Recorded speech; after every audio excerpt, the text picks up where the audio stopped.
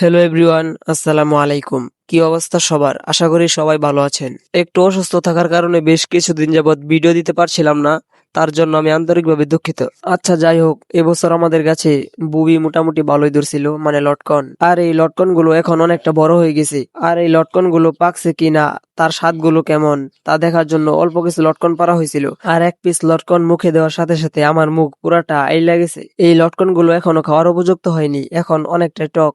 লটকন খেয়ে শেষ করে যাওয়ার সময় পাশেই দেখি একটা জামরুল গাছ। জামরুল গাছে মাত্রই জামরুল আসা শুরু হয়েছে, কিন্তু তার মধ্যেও দুইটা জামরুল দেখি বড় হয়ে গেছে।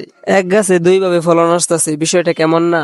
যাই হোক, সব আল্লাহ তাআলার কুদরত। আর এই দুইটা ফল মনে হয় আমাদের জন্যই হয়েছে, তাই আমি আর আলবি দুজনে খেয়ে নিলাম। আজকে অনেক কাজ করতে হবে, তাই কাজের আগে ফল খেয়ে শরীর স্বাস্থ্য ঠিক করে নিলাম। আজকে আমাদের কাজ হলো কুইশাকের জাংলায়। কুইশাক মাটিতেও করা যায়, আবার জাংলাতেও করা যায়।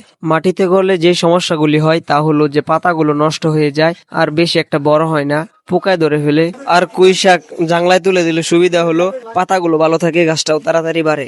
জাংলাটা পুরান হওয়ার কারণে মাঝখানে কুইশাকের বারে জাংলাটা ভেঙে পড়ে গেছে, তাই কুইশাক গুলো তুলে তারপরে জাংলাটা ঠিক করতে হবে। আজকে এই কুইশাক গুলো তোলার কারণ হলো দুইটা।